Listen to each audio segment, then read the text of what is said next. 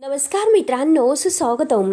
घरोघरी मातीच्या चुली या मालिकेच्या आजच्या भागामध्ये आता अगदी मनपूर्वक मी तुमचं स्वागत करते. आजच्या भागामध्ये आता जानकी ही ऋषिकेशच्या सोबत पोलीस स्टेशनला ऐश्वर्याला भेटायला येते आणि इन्स्पेक्टर पवारांना विचारते की मी ऐश्वर्याला भेटू शकतेस का. त्यावरती आता इन्स्पेक्टर हो असं म्हणून लेडीज कॉन्स्टेबल यांना जानकीला ऐश्वर्याला भेटायला घेऊन जायला सांगतात आणि जानकी जाणार तोच लगेच ऋषिकेश तिला म्हणतो की हे बघ, तू ऐश्वर्याला भेटल्यानंतर ती उलट सुलट तुला काहीतरी करायला सांगेल आणि तू ते सर्व करशील असं काही तिला शब्द वगैरे देऊ नकोस. त्यावरती जानकी हो असं म्हणून ऋषिकेश तिला आधार देतो आणि जानकी ऐश्वर्याला भेटायला जे इकडे येईल तुरुंगात येते तेव्हा आता ऐश्वर्या ही जानकीला पाहते. आता लेडीज कॉन्स्टेबल म्हणतात की हे बघा, तुमच्याकडे फक्त 10 मिनिट आहे. 10 मिनिटात तुम्हाला जे बोलायचं आहे ते तुम्ही बोलून घेऊ शकतात आणि त्या तिथून निघून जातात. त्यावरती आता जानकी ही अगदी तिचा चेहरा पूर्णपणे असा सुकून गेलेला असतो, रडवलेला असतो आणि ती नाराज होतच ऐश्वर्याकडे पाहत असते. एक जबर धक्का तिला बसलेला आहे. त्यानंतर आता इन्स्पेक्टर साहेब ऋषिकेशला म्हणतात की ज्या मकरंदला शोधत होता तर तो हाच आहे, त्याचा मर्डर झालेला आहे आणि तो हाच आहे का बघून घ्या. तेव्हा आता ऋषिकेश मात्र तो फोटो पाहत असतात आणि मकरंद मात्र तोच आहे आणि ऋषिकेश हा तोच मकरंद आहे की ज्याला तुम्ही मधल्या काळात शोधत होता. त्यावरती ऋषिकेश म्हणतो की हो सर, हा तोच मकरंद आहे की ज्याला आम्ही शोधत होतो. आम्हाला असं वाटलं होतं की 12 वर्षानंतर हाच मकरंद आम्हाला त्रास देतोय म्हणून तो आमच्यासाठी प्रॉब्लेम क्रिएट करतो, पण तसं नव्हतं. मकरंदचा बदला घेण्यासाठी आमच्या आयुष्यात आलेली माया तीच हे सर्व करत आहे. तर मागचा मास्टर माइंड माया आहे आणि ही मकरंदची बहीण आहे. आता ऋषिकेशचं हे सगळं बोलणं ऐकून आता इन्स्पेक्टर साहेब यांना हसू येते आणि ते म्हणतात की ऋषिकेश, अगोदर तर तुम्ही मायाविषयी बोलत होतात म्हणजे मायाची बाजू घेऊन आणि आता म्हणतात तर ही मकरंदची बहीण आहे. खरंच हसण्यासारखी गोष्ट आहे आणि ऐश्वर्या सुद्धा तेच म्हणत आहे, तिचं सुद्धा म्हणणं हेच आहे. त्यावरती आता ऋषिकेश म्हणतो की हे सत्य आहे, कारण आत्ताच आम्हाला कुठे हे सर्व कळालेलं आहे की ही माया मकरंदची बहीण आहे म्हणून. इतके दिवस मात्र ती आमच्या घरामध्ये राहत होती आणि आमच्या डोळ्यात धूळ फेकत होती आणि हे बघा सर, आम्ही मास्कमॅनला नाही पकडू शकलो कारण ती मायाच आमच्या घरामध्ये राहत होती आणि मास्कमॅनला पकडण्यासाठी आम्ही जे जे काही प्लॅनिंग करत होतो त्या सगळ्या प्लॅनिंग बद्दल आता ही मायाच सगळं काही स्वतःला तिला माहिती होत होतं आणि ते सगळे प्लॅन आमचे फ्लॉप होत होते. सगळे प्लॅन मात्र तिने ऐकलेले होते. त्यावरती इन्स्पेक्टर विचारतात की तुम्हाला एकदा सुद्धा तिच्यावर संशय नाही आला का. त्यावरती ऋषिकेश म्हणतो की नाही सर, कारण आमच्या घरामध्ये येण्यासाठी तिने खूप असं मेजर प्लॅनिंग केलेलं होतं. मास्कमॅन बनून तिने लता काकूला किडनॅप केलेला आहे आणि स्वतःच आता माया बनूनच म्हणजे तिने मास्कमॅन बनून हे सर्व केलेलं आहे. तर लता काकू सोबत या घरामध्ये घुसण्यासाठी तिने काय काय प्रयत्न केले हे माहितीच असेल आणि शेवटी आमचा विश्वास सुद्धा लता काकूंबरोबर जिंकण्याचा तिने अनेक वेळा प्रयत्न केला. खरंच ती माया खूप डेंजर आहे, तिला शोधणं खरंच खूप कठीण आहे. त्यानंतर आता इकडे जानकी ऐश्वर्याला म्हणते की तू असं का केलंस, काय गरज होती. त्यावरती लगेच आता ऐश्वर्या म्हणते की हे बघ जानकी, जर आता माहिती झालं असतं की आता हे सर्व तू केलंस आणि तू सुद्धा तेथे होती, आपण दोघी तेथे होतो, हे जर यांना कळालं असतं तर त्यांनी आपल्याला दोघींना सुद्धा यामध्ये अडकवलेलं असतं. त्यावरती जानकी म्हणते की अगं पण चूक आपल्या दोघींची सुद्धा नाही, कारण मकरंदने स्वतः माझ्यासमोर म्हणजे त्याच्या स्वतःच्या हाताने विष घेतलं. तर अगं मी तर उलट तेथे होते आणि तू तर नंतर आली. त्यावरती आता ऐश्वर्या म्हणते की हो जानकी, तू तर एकदम करेक्ट बोलते. आता जर तू हे सगळं पोलिसांना सांगितले तर ते तुझ्यावर विश्वास नाही ठेवणार, तर ते मात्र तुला क्रॉस करतील आणि तुला पुरावे मागतील आणि मग त्यांना जर समजले की मकरंदचा तुझ्यावर जीव होता आणि आता त्याचं प्रेम असल्यामुळे तो अगदी त्रासला होता, त्याच्या जीवाला त्रासून त्याने हे सर्व केलं, परंतु हे लोक उलट करतील. हे लोक म्हणतील की तूच त्याला कंटाळली होती म्हणूनच त्याच्या जीवाचं तू काहीतरी बरं वाईट केलं. हे असं सगळे पुरावे अगदी त्यांना मिळायला नकोत आणि असं काही नको, कोणतेही खोटे आरोप आपल्यावर नकोय. आता ऐश्वर्या हे सगळं काही बोलणं आता जानकीने ऐकलेलं असतं. जानकी म्हणते की ऐश्वर्या, मला हेच कळत नाही की नक्की काय करावं. त्यावरती ऐश्वर्या तिला समजावते, हे बघ जानकी, तू जर आत्ता माझ्या जागी जर असते पण तुला सोडवणं हे माझ्यासाठी खूप इम्पॉसिबल असतं, पण तुझं तसं नाही जानकी. हे बघ, तू मात्र अगदी तुला सगळ्यांचा सपोर्ट आहे आणि अख्खी फॅमिली तुझी पाठीशी असल्यामुळे तू मायाला अगदी लवकरात लवकर शोधू शकते. तिच्या अगेन्स्ट पुरावे सुद्धा तू शोधू शकशील. त्यामुळे हे बघ जानकी, मायाने मला अडकवण्या अगोदर तूच मायाला अडकव, म्हणजे सगळं काही ठीक होईल. आणि हे बघ, माझा पूर्ण विश्वास आहे की तू लवकरात लवकर मात्र आता ह्या मायाला शोधशील, माझा पूर्ण विश्वास आहे तुझ्याकडे. त्यानंतर आता इकडे हॉस्पिटलमध्ये माया ही डॉक्टरांचा वेश कपडे वगैरे घालून आता मकरंदला पाहायला येते. मकरंदची बॉडी तेथे असते आता हवालदार तेथेच असतात आणि आता मायाला डॉक्टर समजून ते मकरनची बॉडी चेक करायला सांगतात. तेव्हा आता हवालदार बाहेर जातात. माया लगेच आपल्या तोंडाचा मास्क काढते आणि आता जेव्हा माया ही त्या बॉडीच्या मकरनच्या बॉडीवरचं कापड तोंडावरचं काढते तर तिला धक्काच बसतो. ती रडत असते की दादा अरे उठ ना. तिला असं वाटतं की दादाला काहीच आलेले नाही आणि उठ ना दादा म्हणून अगदी त्याला हलवण्याचा खूप प्रयत्न करते आणि रडतच म्हणते की अरे आपलं शेवटचं बोलणं सुद्धा झालेलं नाही आणि हे बघ दादा मी तुला शब्द दिलेला होता, तुझ्या नावचं मंगळसूत्र मी जानकीच्या गळ्यात घालेल आणि दादा माझा शब्द पूर्ण नाही झाला आणि तू असं कसं निघून गेला. अरे तुझा माझ्यावर कितका जीव आहे आणि तरी सुद्धा तू मला सोडून असं कसं निघून गेला. म्हणून माया आता खूपच रडत असते आणि खूप रडता रडता मात्र ती आता इतकी भडकलेली असते. तिचा राग मात्र आता अनावर झालेला असतो. आपल्या भावाची बॉडी बघून तिच्या मनामध्ये आता एक आगीची सुडाची भावना पेटलेली असते. त्यानंतर मात्र आता इकडे जानकी ऐश्वर्याला म्हणते हे बघ मला काळजी याची वाटते कारण ती माया आता जास्त चवताळलेली असेल आणि अगोदरपेक्षा ती आपल्याला जास्त त्रास देण्याचा प्रयत्न करेल. आणि जानकी ऐश्वर्याच्या हातावर हात ठेवत म्हणते की काही जरी झाले तरी हे बघ ऐश्वर्या तुझा जो माझ्यावर विश्वास आहे ना तो मी असा नाही ढळून देणार. काही झालं तरी मी लवकरात लवकर तुला इथून सोडवेल, फक्त तू माझ्यावर विश्वास ठेव. त्यावरती ऐश्वर्या जानकीच्या हातावर हात ठेवते आणि म्हणते हे बघ माझा तुझ्यावर पूर्ण विश्वास आहे. आणि तेवढ्यात लेडीज कॉन्स्टेबल येऊन म्हणतात की चला तुमची वेळ संपली. तर जानकी आता ऐश्वर्याला काळजी घे असं म्हणते. त्यानंतर आता इकडे ही माया मात्र रडतच आता दादाला म्हणते की अरे मकरन दादा तुझ्या जाण्याला मात्र ही जानकी जबाबदार आहे, ती तुझी नाही झाली मग आता ती कुणाची होणार नाही. मी वाटेल ते करेल परंतु मी तुझे प्राण असे वाया जाऊन देणार नाही. आता मात्र तुझ्या जाण्याला जबाबदार असतील जानकी ऐश्वर्या आणि ते रणदेवे कुटुंब. आता त्या सगळ्याला मात्र अशा काही संघर्षाला सामोरं जावं लागेल की त्यांची राख रांगोळी मी करेल, त्याशिवाय मात्र मी स्वस्त नाही बसणार. तुझी बहीण तुझ्या जाण्याचा बदला मात्र नक्की घेईल. त्यानंतर आता ऋषिकेश आणि जानकी बाहेर येतात. पोलीस स्टेशनच्या बाहेर आल्यानंतर ऋषिकेश म्हणतो जानकी तुझा हट्ट होता म्हणून आपण ऐश्वर्याला भेटायला आलो, परंतु येऊन काही उपयोग नाही झाला. इन्स्पेक्टर साहेबांची सुद्धा बोललो ते नक्की मायाला शोधतील. एकदा की माया सापडली तर सगळे प्रॉब्लेम आपोआप सॉल्व्ह होतील. त्यावरती जानकी म्हणते की पण माया सापडायला हवी. ऋषिकेश म्हणतो की हे पोलिसांचं काम करत आहेत परंतु मायापासून आपण जास्त अलर्ट राहणं हे खूप गरजेचं आहे कारण ती आपल्याला त्रास देऊ शकते. त्यावर जानकी म्हणते की नाही ऋषिकेश ती आपल्यापेक्षा म्हणजे ऐश्वर्याला जास्त त्रास देऊ शकते. त्यावरती ऋषिकेश म्हणतो की नाही ऐश्वर्यापेक्षा आपल्या जीवाला जास्त धोका आहे. तेव्हा आता जानकी विचारते म्हणजे आता ऐश्वर्याला असंच लॉकअपमध्ये राहून द्यायचं हेच तुमचं म्हणणं आहे का. त्यावरती ऋषिकेश हो असं म्हणतो. आणि काय बोलतात ऋषिकेश तुम्ही हे सर्व. तर ऋषिकेश म्हणतो की ऐश्वर्यासारख्या माणसांची तीच जागा आहे हे तर तिच्या बाबतीत अगोदरच व्हायला हवं होतं. सर्व ऐकून घेतल्यानंतर जानकी म्हणते की नाही हे बघा ऋषिकेश ऐश्वर्यामुळेच मकरनचा पत्ता कळाला आणि माया नक्की त्या मकरनची बहीण आहे हे सुद्धा कळाले. आणि एक गोष्ट मी तुम्हाला आणखीन एक सांगते, ऐश्वर्यामुळे मात्र मी आज बाहेर आहे नाहीतर मी जेलमध्ये असते आणि ती बिचारी मात्र माझ्या जागी आतमध्ये जेलमध्ये आहे, तिने काही केलेलं नसताना सुद्धा. त्यावरती ऋषिकेश तिला म्हणतो की हे बघ जानकी तू विश्वास का ठेवते तिच्यावर इतका, कोणतीही गोष्ट फायदा असते म्हणूनच ती करत असते, याचा विचार तू का करत नाहीस. आणि हे सगळं तुला माहितीच आहे, वेगळं सांगण्याची गरज नाही. कशावरून मात्र माया आणि ऐश्वर्या हे सगळं मिळून करत नाही म्हणून. त्यावरती जानकी जीव तोडून सांगते की हे बघा ऐश्वर्या मला मदत करण्याचा खूप अगदी प्रामाणिकपणे प्रयत्न करत आहे आणि माझी पूर्ण खात्री आहे की मी त्याला यातून बाहेर काढेल आणि मी सुद्धा तिला शब्द दिलेला आहे तसा. ऋषिकेश ऐकायला तयारच नसतो. ऋषिकेश म्हणतो की बास कर जानकी, ऐश्वर्याला जेलमध्ये सोडवण्याचा जो विचार आहे ना तो मनातून काढून टाक. हे बघ सयाजीराव आणि ऐश्वर्यावर यांच्यावर विश्वास ठेवून आपण ती चूक करायला नको की जो विश्वास आपण मायावर ठेवलेला आहे. मायावर विश्वास ठेवून आपण एक खूप मोठी चूक केली आणि परत असं व्हायला नकोय. बघ ना ऐश्वर्याने अगोदर किती त्रास दिलेला आहे हे तर तुला चांगलंच माहिती आहे. अख्ख्या गावाला माहिती आहे की सयाजीराव आणि आपण किती कट्टर दुश्मन आहोत. आणि अशा वेळेस मात्र तू ऐश्वर्याची बाजू घेणार असेल तर गावामध्ये आणखीनच काही चर्चा सुरू होईल. एकतर कुठे आपल्याला बाजार समितीचं पद मिळालेलं आहे, आताच कुठेही जबाबदारी माझ्यावर आलेली आहे याचा विचार कर. जर मात्र ऐश्वर्याची बाजू तू घेतली तर बाजार समितीत खूप मोठा असा गोंधळ उडेल आणि हा सगळा गोंधळ व्हायला नकोय, त्यामुळे तू प्लीज समजून घेण्याचा विचार कर. त्यावरती आता जानकी म्हणते की हे बघा जे झालेलं आहे ते सगळं माझ्या समोर घडलेलं आहे. ऐश्वर्याची काही चूक नाही कारण मकरने स्वतः जीव दिलेला आहे. अशा वेळेस मात्र तिला एकटं सोडायला नको, तिला आपल्याला साथ द्यावीच लागेल. ऋषिकेश स्पष्ट नकार देतोय आणि आपल्यापैकी कोणीही ऐश्वर्याच्या बाजूने उभं राहणार नाही असे स्पष्ट जानकीला सांगतो. आणि ऋषिकेश तेथून घरी निघून येतो. जानकीला तर खूप टेन्शन येते. त्यानंतर आता इकडे घरामध्ये सुमित्रा आणि नाना यांचा सुद्धा तोच विषय सुरू असतो. सुमित्रा म्हणते की ऐश्वर्याच्या बाबतीने म्हणजे जानकीने जे काही साक्ष वगैरे दिली तर ते मला नाही पटणार, तिची बाजूच घ्यायला नकोय.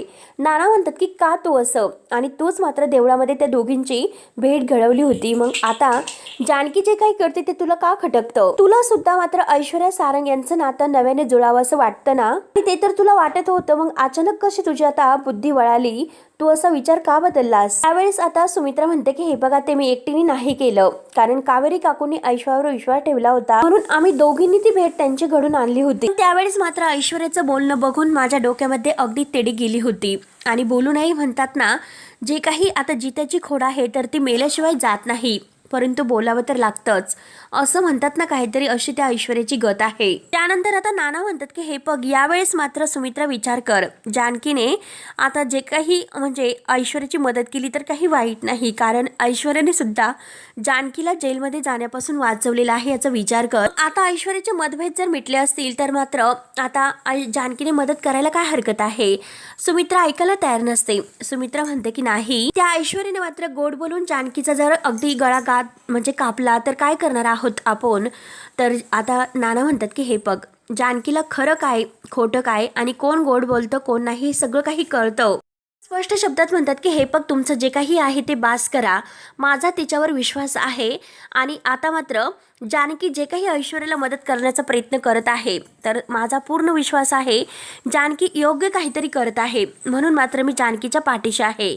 आता तुम्हाला जे काही करायचं असेल ते तुम्ही करू शकतात, आणि जानकी सुद्धा जे काही करेल ना ते सर्व विचार करूनच करेल, म्हणून माझा पूर्ण जानकीवर सुद्धा विश्वास आहे. त्यावरती सुमित्रा म्हणते की नाही, कारण जानकी मात्र भावनेच्या भरात काहीतरी निर्णय घेते असं मला वाटतं. ऐश्वर्याने मात्र आता जानकीला गुलाब दाखवून तिच्या वाटेत जर काटे पसरले तर आपण काय करणार आहोत त्याची खरंच मला भीती वाटते. नंतर आता इकडे जानकी आपल्या रूममध्ये काहीतरी कपड्यांच्या वगैरे घड्या घालत असते आणि सारंग तेथे येतो. आता तो वहिनी असं म्हणतो. जानकी म्हणते की सारंग भाऊजी तुम्ही का, काय झालं, या ना बोला. तर सारंग म्हणतो की मला तुझ्याशी बोलायचं आहे वहिनी. आणि हे बघा वहिनी, तुम्ही मला सगळ्यांनी मायाच्या बाबतीत जे सांगितलं ते मला बिलकुल मान्य नव्हतं, म्हणून मी मायाला भेटून आलो. असं म्हटल्यानंतर आता जानकीला धक्का बसतो. आणि बरं झालं मी गेलो तिकडे, कारण खरं काय आहे ते मला मायाने सांगितलं. तो माया आणि मकरंद यांचा काहीही संबंध नाही, कारण हे सगळं खोटं आहे. त्यावरती आता जानकी सारंगवर ओरडते. खोट्या प्रेमाची पट्टी आहे ना तिने तुमच्या डोळ्यावर बांधलेली आहे, ती पट्टी आजी अगोदर बाजूला करा, ते तुम्हाला सत्य काय आहे हे समजेल. आणि हे बघा, तेव्हा तुम्हाला खरं काय आहे हे कळेलच. आणि हे बघा, मायाला मात्र आश्रमामध्ये असताना सायलीने पाहिलं होतं, तेव्हा सारंग तरी सुद्धा विश्वास ठेवायला तयार नसतो. सारंग म्हणतो की खूप वर्षातून मात्र तुमच्या मैत्रिणीने तिला त्या आश्रमात पाहिलं होतं, आणि त्यानंतर इतक्या वर्षांनी पाहिलेलं आणि आता ते आठवलं, यामध्ये काहीतरी तफावत तर असू शकते ना. म्हणजे हे बघा, मकरांच्या बहिणीचा चेहरा आणि मायाचा चेहरा यामध्ये काहीतरी साम्य असेल, म्हणून आता सायलीला हे असं वाटत असेल. आता ह्या सारंगला कसं समजावायचं तेच जानकीला काही कळत नसतं. त्यावरती जानकी म्हणते की मग ऐश्वर्याचं काय आहे? मुळात म्हणजे ऐश्वर्याला मायाबद्दल सगळं काही माहिती आहे, म्हणजे ऐश्वर्या आणि माया या अगोदरच एकत्र येऊन मात्र आपल्या विरोधात कट कारस्थानाने प्लॅन करत होत्या. सारंग म्हणतो की हो का वहिनी, मग तरी सुद्धा तू ऐश्वर्यावर विश्वास ठेवला? अगं, त्या ऐश्वर्याने आपल्याला त्रास देण्याची एकही संधी नाही सोडलेली, आणि ती जर मकरंदच्या बाजूने होती तर मग तिनेच मकरंदला मारलं नसेल हे कशावरून? तेव्हा जानकी म्हणते की हे बघा भाऊजी, मकरंदने स्वतःला माझ्यासमोर संपवलेला आहे.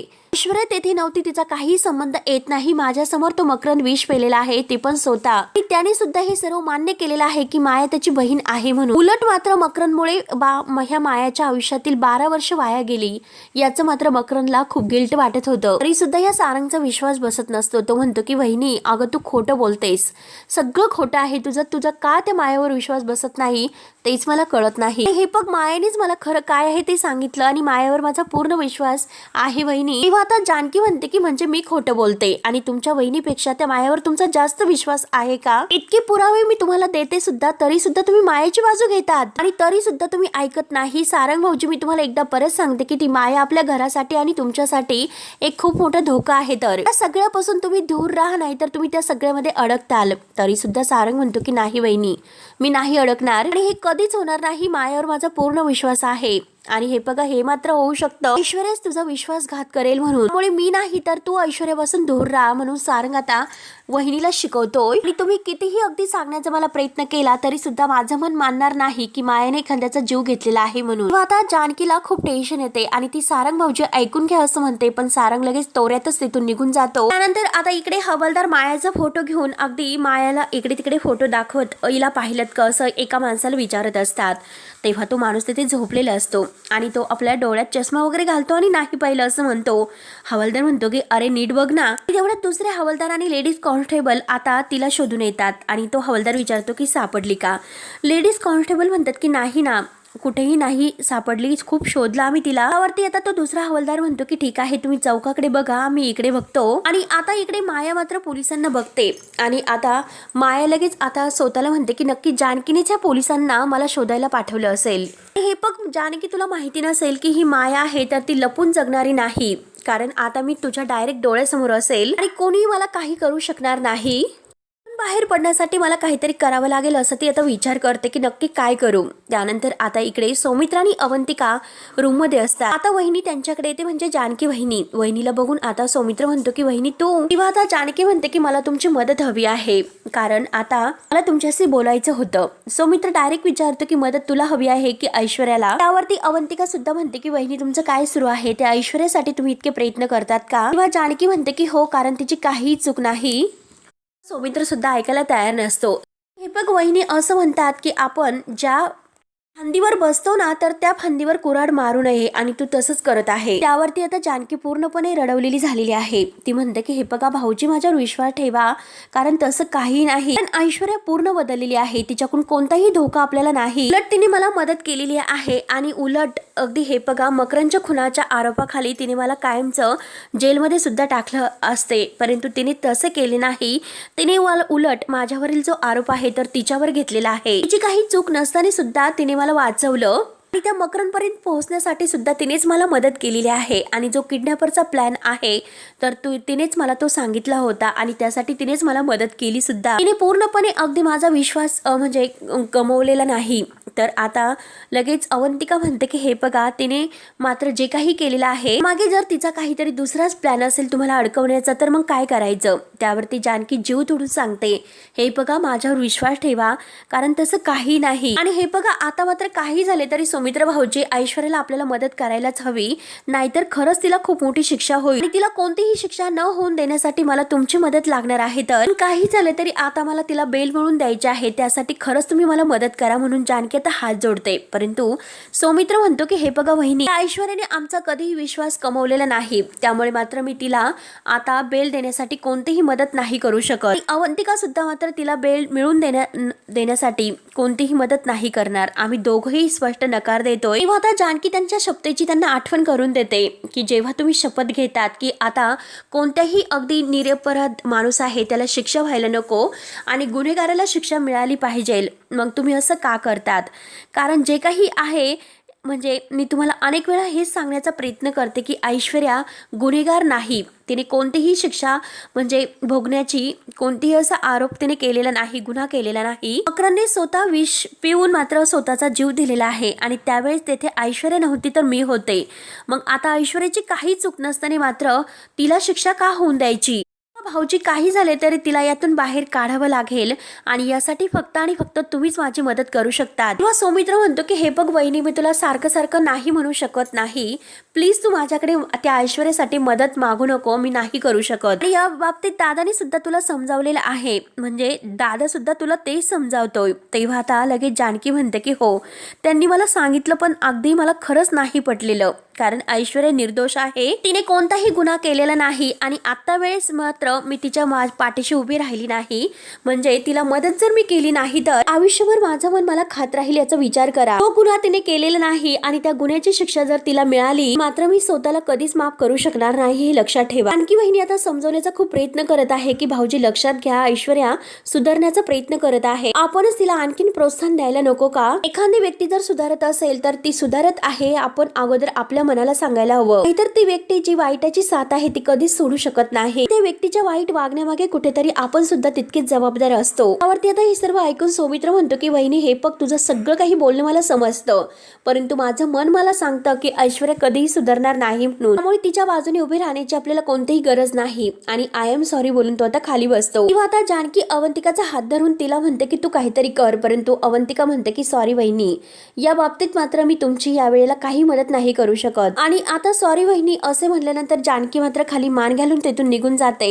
याचं अवंतिकाला सुद्धा फार वाईट वाटतं. त्यानंतर आता इकडे सारंग मात्र मायाचीच वाट बघत असतो आणि माया त्याला कॉल करतो आणि तो मायाला विचारतो की माया, तुम्ही कुठे आहात, फोन का केला बरं आता? तेव्हा आता माया म्हणते की मी तुम्हाला सगळं सांगते, परंतु तुमचं जानकी ताईशी काही बोलणं झालं का?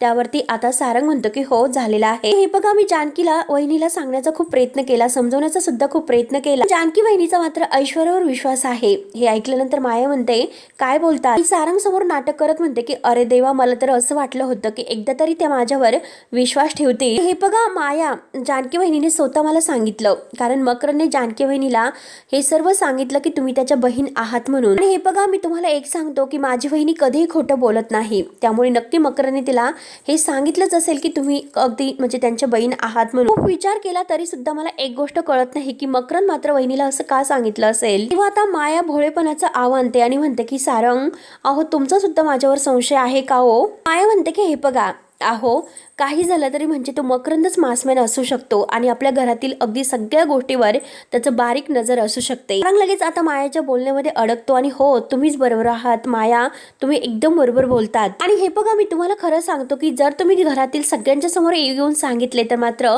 घरातील सगळ्यांचा तुमच्यावर विश्वास बसला असता. त्यावरती रडण्याचं थोडं नाटक करत म्हणते की नाही, सगळ्यांनी मिळून मला पोलिसांच्या ताब्यात दिले असते. विश्वास आहे ना माझ्यावरचा डगमगला आहे, तरी सुद्धा मला असं वाटतं की एकदा जानकी ताईशी तुम्ही बोलावं. तुम्ही एक काम करताल का, जानकी ताईंना एका ठिकाणी घेऊन येताल का? माझी बाजू आहे ना, त्यांना समजावून सांगते, मग नक्की त्यांना पटेल. आता मायाचा आणखीन एक प्लॅन असतो आणि सारंग मात्र आता जानकीला माया जिथे सांगेल तिथे घेऊन यायला तयार होतो. आता माया खुश होत थँक्यू सारंग असं म्हणते. त्यानंतर आता जानकी ऐश्वर्यासाठी डबा वगैरे घेऊन निघलेलीच असते. सुमित्रा विचारते की अगं कुठे निघाली? जानकी म्हणते की ऐश्वर्यासाठी डबा घेऊन जाते. सुमित्रा म्हणते की तिच्यासाठी का डबा घेऊन जाण्याची गरज आहे? जानकी म्हणते की मी तिला भेटायला सुद्धा जाणार आहे आई, म्हणून म्हटलं की डबा घेऊन जावे. सुमित्रा असं स्पष्ट म्हणते त्याची काही गरज नाही. जानकी विचारते की आई तुम्ही असं का बोलतात? तर सुमित्रा म्हणते की ऐश्वर्याच्या बाबतीत तुला अचानक कुठे दया वाटायला लागली, पण माझं तसं नाही. आता जानकी म्हणते की आपल्या घरामध्ये सगळेजण असं का वागतात? नक्की अचानक काय झालं इतकं? हो, ती आपल्या घरातील सून आहे, मग तिच्याकडे माणुसकी म्हणून बघायला नको का? त्यावरती सुमित्रा स्पष्ट रागातच म्हणते की माणसात असणाऱ्याला माणुसकी दाखवता येते, पण पिसाळलेल्या जनावर आहे तो हल्ला करतो ना, त्याला दया दाखवता येत नाही. आणि तू कशाला काळजी करते? तिचे घरचे आहे ना तिची काळजी घेण्यासाठी. त्यावरती जानकी म्हणते की तुम्हीच तर कायम म्हणत असतात की भुकेल्यांना भाकर द्यायला हवी. सुमित्रा म्हणते की हो म्हणते, पण ऐश्वर्या मात्र भुकेने तडफडली तरी सुद्धा चालेल. माझ्या घरातील अन्नाचा एकही कण मी तिच्यासाठी नेऊन देणार नाही, लक्षात घे. त्यामुळे तू तुझा मात्र तिच्यासाठी जाळू नकोस जानकी. जानकीला आता हे ऐकल्यानंतर धक्का बसतो. सुमित्रा आता जानकीच्या हातातील ते सगळे काही डबे हिसकावून घेत असते. आता हिसकावून घेत असताना ते डबे खाली सांडले जातात आणि सगळं असं काही अन्न खाली सांडतं.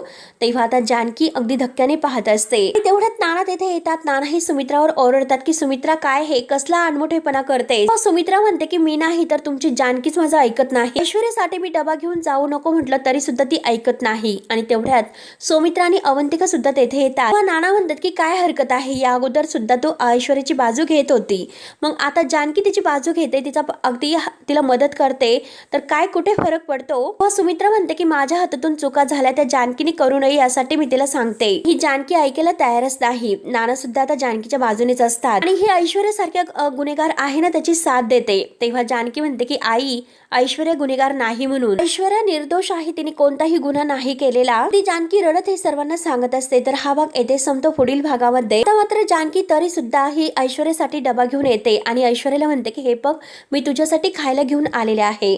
तेव्हा हवालदार म्हणतात की यांच्यासाठी डबा फक्त त्यांच्या घरचेच आणू शकतात. तेव्हा आता जानकी म्हणते की ती माझ्या घरचीच आहे. पण आता जानकी आपल्या हाताने ऐश्वर्याला भरवत असते आणि आम्ही दोघेही रणदिव्यांच्या सुना आहोत असं खोशून म्हणत असते. त्यानंतर सुमित्रा ऋषिकेशला म्हणते की तू अगोदर त्या जानकीला फोन कर. तेवढ्यात मात्र सारंग येतो. सारंग म्हणतो की वहिनी कुठे गेली मला माहिती आहे. आता लगेच सुमित्रा विचारते की कुठे. मात्र ही जानकी मायाला भेटायला आलेली आहे आणि माया तिला धमकावते की तुझ्या आईचं काय झालं, तुझ्या आई गायब झाली. गायब नाही झाली तर अगदी तिला मी गायब केलं गेलेलं आहे, ती माझ्याकडे आहे म्हणून. तेव्हा आता जानकीला खूप राग येतो. जानकी लगेच मायाचं अगदी गळा जोराने दाबते आणि तिला मारण्याचा प्रयत्न करते. तेव्हा आता माया सुद्धा आता जानकीचा गळा दाबते आणि माझ्या दादाला जे काही वेदना झालेल्या आहे ना, तर प्रत्येक वेदनाचा मी बदला घेणार आहे, त्याचा मात्र तुला 1000 पट त्रास दिल्याशिवाय मी तुला नाही सोडणार. म्हणून जानकीला ती अगदी ढकलून देते आणि जानकी झाडावर जाऊन पडते. तिच्या डोक्याला जखम होते. तेथेच जानकी चक्करून पडते. तेव्हा आता मित्रांनो, पुढे नक्की काय होतं हे बघण्यासाठी आपल्या चॅनलला सबस्क्राईब करत राहा. धन्यवाद.